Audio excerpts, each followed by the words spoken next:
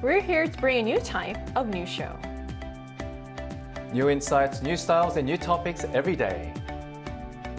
We are News Generation. Bringing news just for you. It's Friday, July 31st here in Seoul. I'm Lee Soo-jin, and this is News Generation. Joining us today is Ki-hoon. Thank you for having me. Happy Friday. Happy Friday! Also, Cheska's with us. Yeah, happy Friday! Happy Friday! Woo! So they're here to speak on behalf of people in their 20s and 30s. So we're finally on the last day of the work week, and for many of us, that means we're already thinking about where we can go, what we can do, and how we can make the most of the weekend. But sometimes, even when you're excited to explore a new place, you can end up feeling like you really weren't supposed to be there. And that brings us to today's conversation about those awkward moments when a place or the people there make you feel like an unwelcome guest. So, Ki-hoon, have you ever visited somewhere and you felt a bit unwelcomed? You know, I thought about this question, and Yeah. only one incident really popped up that I could really vividly remember. So Really, just one? No. out of the many, but I could just remember one Yes. very vividly. So I used to work in an English institute, teaching mainly elementary school students and sometimes kindergarteners. And once I actually had to pick up 3 kindergarteners from the kindergarten, so in my own car. Oh, I can already see where this is going. I was there and I was like, okay, I'm just waiting for the kids. And there were so many mothers, grandmothers, and other academy teachers wearing either like taekwondo out uniforms or like a soccer coach wearing like soccer uniform. I was just wearing my own clothes and they were just giving me a weird look. Oh my God. Who is he staring at me? Yeah, they had that look. Who is this person? I was in my mid-20s, so I guess I seemed a little too young to be a father of like a kindergarten, I don't know. So I'm like, okay, this feels really awkward because I kept getting these looks from everyone. And one grandma actually came up to me and asked me, who are you? What are you doing? What are you doing here? She profiled you. Whose father are you? Yeah. I'm like, no, I'm here. I'm an English teacher. Oh, really? Are you sure? Are you sure? Yeah, because I think she was a little curious and a little, I guess, worried at the same time because I wasn't there from before. So I was like, okay, this is a little awkward. I felt very awkward, and I kind of blamed my boss for sending me. But then I realized, I could really understand why the other mothers or grandmothers gave me that weird look. Not because I seem a little, out of place, but obviously to their eyes, they were like, who is this person? Yes. And they couldn't really place you. Exactly. Then after I explained, they were like, oh, really? which English academy do you work at? I just sent my grandchild there. So it turned out to be a happy ending, but that was a very awkward moment for me. Oh my On God. a side note, it sounds like you were doing a lot. You were teaching, you were doing pickup I was services. carrying 3 kids. In your early Putting it 20s. in my In your early own 20s, car, yeah. wow. So what about you, Cheska? Have you ever felt unwelcome? To lighten up the mood just a little bit, because I fortunately haven't had as many questions like Ki-hoon did, but I do feel unwelcomed in places like trampoline park, where it's like it's an amusement park, and it's also available for adults. There are many young adults come, but then you line up and then you see little kids in the back. You kind of feel like you have to give way, and then you're in a place where you're not so welcomed. At the same time, I really love going to restaurants and jazz bars and going to experience museums alone. But in Korea, many come coupled up. So when I say, oh, I'm here alone, or I'm eating here alone, the owners don't care, but just in my vibe, everyone is coupled up, having a nice time. So sometimes I kind of feel like I'm out of place. And on a more personal note, I work out very actively. So we always have to wear tighter and shorter clothes because we sweat too much. And sometimes I just have to run out to like grab something, water, medication, anything. And in Korea, it's very self-conscious when you go out with like a very short outfit. So I feel this need to sort of like cover up or do it very quickly so I don't catch too much attention. Yeah. And hearing your stories, I feel like it's such a cultural part, is a big aspect of why someone might feel that way as well. So today we're going to debate some of the unwelcome guest controversies that have sparked heated discussions in Korea, from questions of basic etiquette to situations where simply being there can make others feel a bit uncomfortable. And one recent controversy in particular has gotten people talking online. So what is this recent unwelcome guest controversy that sparked a lot of debate here in Korea, Jessica? Yeah, so a post recently went viral about a woman who brought her first child to a fertility clinic to consult for her second child and the retaliation that happened afterwards. So basically, when a woman woman brought her first child into the fertility clinic. After she was consulting and leaving, she realized that one of the patients had scratched her car that was parked in the parking lot. And this whole process, considering there was a lot that was happening and involved, it brought a heated debate on the online community about the appropriateness of the behavior of bringing your child to a fertility clinic. Because this is not a recommended or set rule, but apparently the unspoken guideline and the rule is not bringing your child to a fertility clinic, avoid talking about pregnancy or showcasing your pregnancy results, and talking too much about the results of the treatment or the IVF. And this is understandable when you consider from the patient side that they go through endless years of IVF treatment, so they become very physically and emotionally vulnerable and sensitive. So there was a lot of discussion about the appropriateness of it all. Right, so this raises an interesting question. When we're in a place where people may be going through something emotionally difficult, how much should we adjust our own behavior out of consideration for them? So our panelists have their OX paddles ready today, so let's see where they stand on this issue. So here's our first debate question of the day. Should bringing children to fertility clinics be considered bad etiquette, yes or no? What do you guys feel about this? Okay. So yes or no? Oh, so you said no. No. Do you want to go first? So to start off with, in Korea, the number of people diagnosed with infertility has reportedly surpassed 300,000 per year. So just like the surge in the numbers suggest, people with different backgrounds and circumstances will exist, which may have raised this particular question. But look, I think for people who think it's bad etiquette, I think there should be a bit more room for some positivity. Now, prohibiting children to fertility clinics seems to go against the whole purpose of the clinic itself. Right, Everyone is actually there in the hope of bearing a child, and seeing someone else's child and seeing someone else's success of pregnancy should be celebrated, not frowned upon, pointing fingers or even scratching their car in retaliation. As much as others are going through a tough time, like just Cheska mentioned, having to hide one's happiness because of others' sadness seems, I think, a little too oppressive with no freedom of expression. But of course, reading the room will also be very important as not to harm or hurt others' feelings by, crossing the line. But where do we draw the line? What is considered okay? What is not considered okay? So it's a really tough question because you have so many different people gathered in one single place. So I want to ask the same question, like if we go to funerals, do we have to expect everyone to cry, be sad? Or if we go to weddings, should everyone be cheering, happy? But in reality, I've actually seen the quite opposite. People are actually quite happy, trying to lift the mood up in funerals. And I see people crying at weddings, not because they're really sad, but because they're emotional. So I thought I was perfectly fine with it because seeing as though, humans have different ways of expressing their emotions depending on what situation. So that's what makes us human in the end. So I'm kind of fine with this, yeah. I mean, it is interesting because I felt like even celebrities that are pregnant or influencers pregnant, when they talk about, they reveal their pregnancy, they kind of give a disclaimer. They're like, I understand there are people who can't get pregnant. There's definitely people who are more careful, but obviously scratching someone's car is definitely, I think, crossing the line. Yes. What are your thoughts on this? Yeah, guys, I just want to make it very clear here. I don't think there's necessarily like a bad etiquette or good, but considering the kind of thing that the patients are going through at this moment, and just to quote their own words, it's almost like when they're going through an IVF treatment and then keep getting these, results and disappointments. It's like going through an endless tunnel with no hope and then barely holding on to something that disappears way too quickly. And especially the hormonal injections, kind of fluctuate both emotionally and physically, make them extremely vulnerable. Again, I do agree with you, Sujin. I think the retaliation should not happen. Right. But given the unstable emotional and vulnerable state that they're going through, whether it's abject sadness, hopelessness, or even some level of hope, I think it is what we're asking for is a little token of consideration. And perhaps that could be not taking your child to a clinic where everyone is just hoping for that one last hope of bearing a child. So actually in the case of the United States and Europe, they actually post a disclaimer saying the children are not allowed here for that purpose. So I think at the end of it, I do agree with Kyun. It's so hard to find where to draw the line. But in places where it's a little bit emotionally sensitive and physically vulnerable, maybe we can take a little bit more step to think from the other's perspective. Right, because it is such an arduous journey that women are going through, so it could be triggering. right?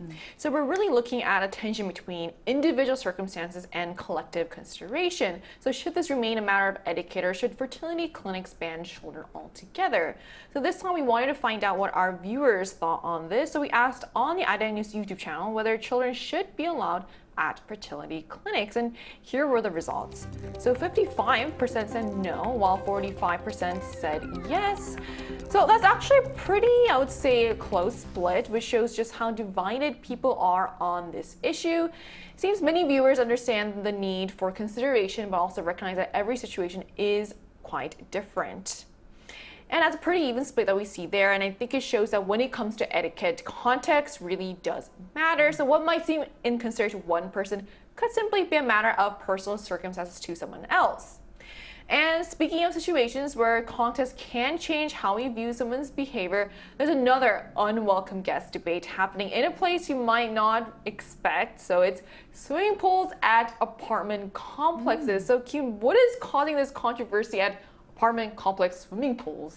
So before I answer your question, in Korea, Korea is filled with apartments, and apartments these days, newly built apartments where there are a lot of kids in that area, they actually build outdoor swimming pools within the apartment complexes or very close to those apartment complexes where anyone can use, especially kids. Now, a recent online community post asking whether it's appropriate for mothers to wear bikini inside a thin gown. You like what you see on the screen right now with a thin gown that's quite revealing. Is it okay for mothers to wear these kind of outfits in these outdoor apartment swimming pools? And it caused a heated debate, getting fathers involved as well. And in another post, it stated that some mothers were actually drinking beer amongst themselves in these areas, not taking care of their kids so much, saying that they had no manners in a public area that was mainly, I guess, made for mainly the kids. This could be, I think, a bit one-sided, but hearing this sounds, I can see why people are a bit concerned. So is it simply a matter of personal choice, or should there be some consideration for the setting? And now it's time for our second debate question, and our panelists once again have their OX paddles ready. So is wearing revealing swimwear, like bikinis, at an apartment swimming pool inappropriate behavior, yes or no? What are your thoughts on this? So Cheska, you said no, so why? Well, also, I do agree that it could be a cultural thing, but coming from the States and having lived in New Zealand, first of all, to me, swimming suit is a swimming suit, whether it's a bikini or a bathing suit. So, and perhaps some bathing suit may look more revealing depending on the body type or by design, but considering that it is a swimming pool, the lady, the mother, wore the bathing suit that was required of and even had a cover-up. So I do understand that it's always nice to be a little considerate, considering that our kids, but I honestly do not see too much problem with wearing the right attire for the purpose of swimming.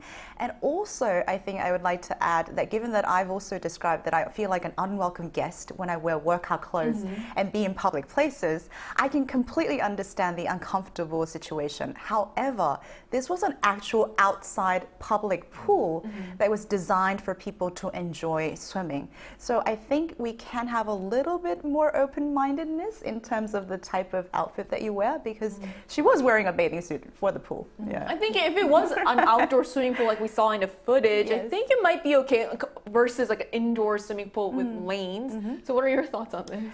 Cheska does have a good point, Thank you. but I think it's good to consider the actual location of this outdoor pool and the purpose of the complex, why it was built in the first place.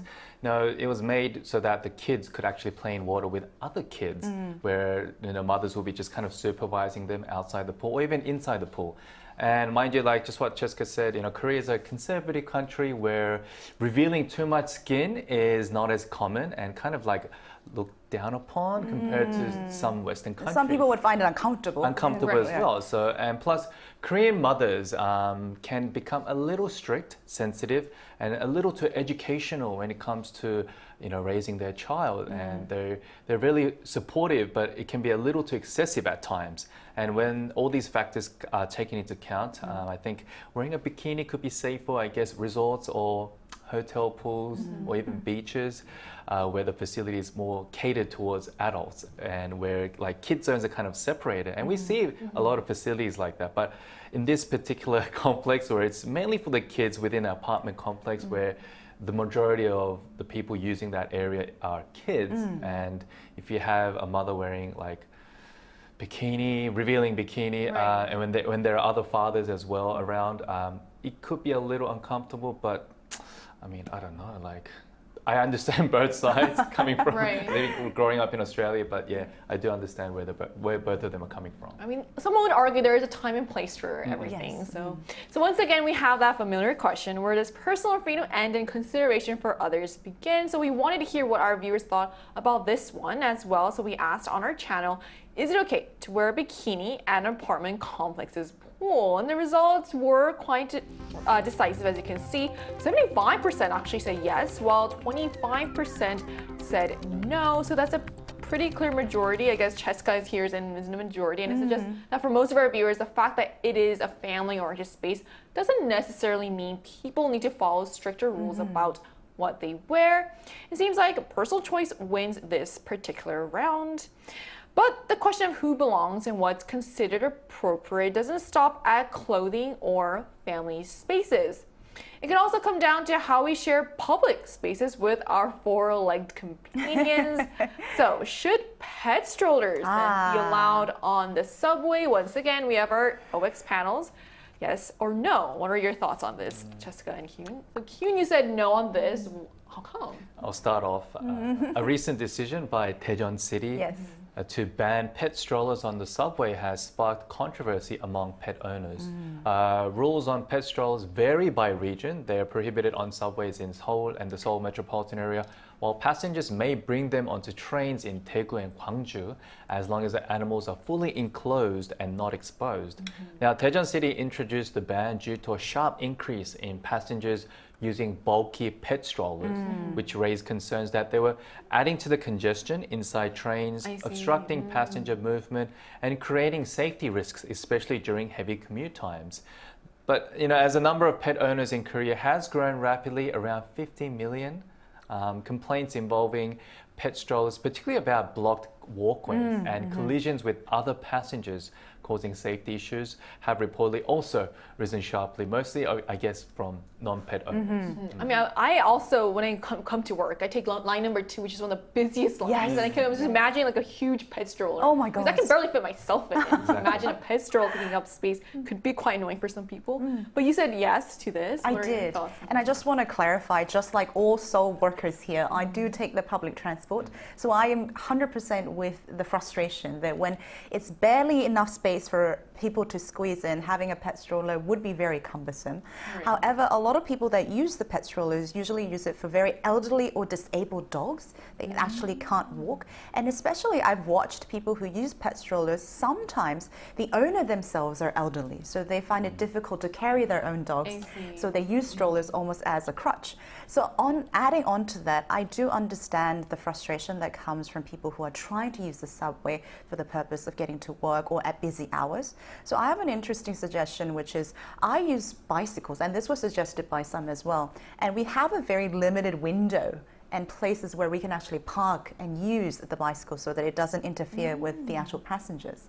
So perhaps for pet strollers, they can have a very specific time, day, and a place where they can actually use the pet stroller. For instance, it could be the very first of the subway or the very end line of the subway so that it doesn't interfere with the commuters. So trying to find the balance. That, I think, is the perfect solution. So I think think you so. solved this debate. Seoul City, did you hear that? So one side, we have concerns about safety and sharing limited public space. On the other, there's an argument that accessibility for pets and their owners should be taken into consideration. So we wanted to know what our viewers thought about this particular debate question as well. So we asked on our channel, should pet strollers be allowed on the subway? And we'll take a look at the results here. And the results were almost perfectly split for this one. 51% said no, while 49% said yes. So that's pretty much as close as you can get. And perhaps that split tells us something important. When it comes to sharing public spaces, there's often no one-size-fits-all answer. So we may need to find a balance between safety, convenience, and consideration for different needs. And that brings us to the bigger question behind all of these debates. So how can we best balance personal freedom with consideration for others?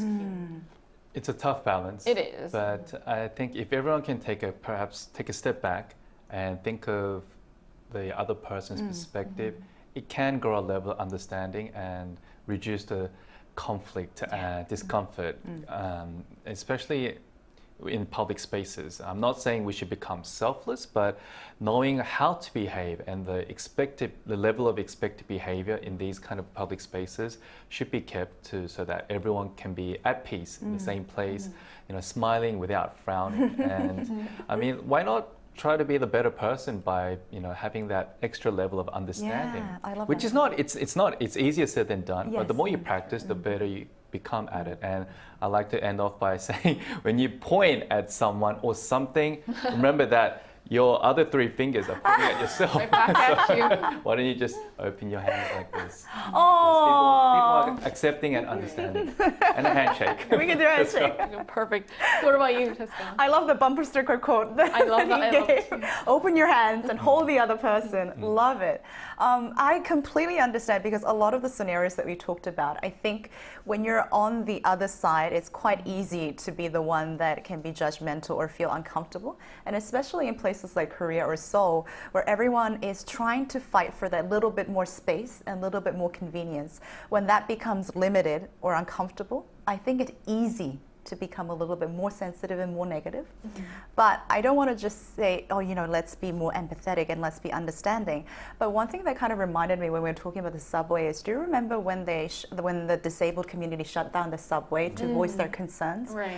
You don't really understand what the other side is going through until you are facing the difficulties of the situation. So sometimes I think it's really important to try to step into the other people's shoes and think about why they are making that decision. And sometimes it's not always so selfish. Sometimes they have their reasons. And one day we might be on that side making that decision as well. So Right. Well said. So at the end of the day, sharing a space means making room for people with different needs, habits, and circumstances. But finding that balance between personal freedom and consideration for others isn't always so black and white. And maybe the key isn't asking who the unwelcome guest is, but how can all be a little more understanding and also welcoming. And that brings us to the end of today's episode of News Generation. But News Gen will be back on Monday at 10:30 in Korea time with more stories and discussions. Big thanks to Q. Always a pleasure. And also Cheska. pleasure's always mine. Thank you. And to our viewers, thank you so much for watching. Hopefully this weekend you'll know when to leave the kids behind, cover up, and roll with the stroller. We are News Generation.